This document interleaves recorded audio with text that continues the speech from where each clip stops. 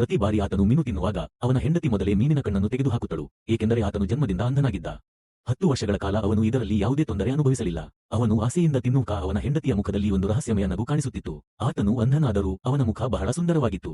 ಈ ಕಾರಣದಿಂದ ಅವನು ಊರಿನ ಹ್ಯಾಂಡ್ಸಮ್ ಹುಡುಗ ಅಂತ ಪ್ರಸಿದ್ಧನಾಗಿದ್ದ. ಊರಿನ ಹೆಣ್ಣುಮಕ್ಕಳು ಅವನ ಸೌಂದರ್ಯಕ್ಕೆ ಮೋಜಾಗಿ ಅವನಿಂದ ಮಸಾಜ್ ಕೂಡ ಮಾಡಿಸಿಕೊಳ್ಳುತ್ತಿದ್ದರು. ಒಂದು ದಿನ ಊರಿನ ಅತ್ಯಂತ ಸುಂದರ ಹುಡುಗಿಯ ವರ್ತನೆ ಬದಲಾಗಿತ್ತು. ಆಕೆ ಹೇಳಿದಳು, ನೀನು ನಿನ್ನ ದೃಷ್ಟಿ ಮರಳಿ ಪಡೆಯಬೇಕೆಂದಿದ್ದರೆ ಹತ್ತಿರದ ದೇವಾಲಯಕ್ಕೆ ಹೋಗಿ ಪೂಜೆ ಮಾಡು. ಅವನೊಬ್ಬ ಲಂಗಡ ಸ್ನೇಹಿತ ಪ್ರತಿದಿನ ಅಲ್ಲಿಗೆ ಹೋಗುತ್ತಿದ್ದ ಮತ್ತು ಇತ್ತೀಚೆಗೆ ಅವನು ಸರಿಯಾಗಿ ನಡೆಯಲಾಗತೊಡಗಿದ್ದ. ಆತನು ಈ ವಿಷಯವನ್ನು ಹೆಂಡತಿಗೆ ಹೇಳಿದಾಗ ಅವಳು ಬೆಚ್ಚಿಬಿದ್ದಳು, ಏಕೆಂದರೆ ಅವಳಿಗೆ ಗೊತ್ತಿತ್ತು ಅವಳು ತಾನೇ ಬದಲಾಗುವಂಥ ಸುಂದರಳಲ್ಲ. ಆತನು ದೃಷ್ಟಿ ಪಡೆದ ನಂತರ ಅವಳು ಅವನಿಗೆ ಇಷ್ಟವಾಗದೆ ಹೋಗುತ್ತಾನೆ ಎಂಬ ಭಯ ಇತ್ತು. ಅವಳು ಎಷ್ಟೇ ತಡೆದರೂ ಆತನು ದೇವಾಲಯಕ್ಕೆ ಹೋಗೋ ನಿರ್ಧಾರ ಮಾಡಿಕೊಂಡ. ಮರುದಿನ ಬೆಳಿಗ್ಗೆ ಆತನು ದೇವಾಲಯಕ್ಕೆ ಹೊರಟ.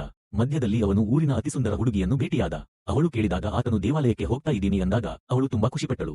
ಯಾಕೆಂದರೆ ಈಗೋ ಆತನು ದೃಷ್ಟಿ ಪಡೆದುಕೊಂಡ ಮೇಲೆ ನಿಜವಾಗಿಯೂ ಊರಿನ ಅತಿಸುಂದರಳು ಯಾರು ಅಂದುಕೊಳ್ಳುತ್ತಾನೆ ಎಂಬುದು ಗೊತ್ತಾಗುತ್ತಿತ್ತು. ಆತನು ದೇವಾಲಯಕ್ಕೆ ತಲುಪಿದ. ಒಂದು ನಾಣ್ಯವನ್ನು ಅರ್ಪಿಸಿ ಭಕ್ತಿಯಿಂದ ಕೈಗಳನ್ನು ಜೊತೆಯಾಗಿ ಜೋಡಿಸಿ ಪ್ರಾರ್ಥನೆ ಮಾಡಿದ, ದೇವರೇ, ನನಗೆ ದೃಷ್ಟಿ ನೀಡಿ.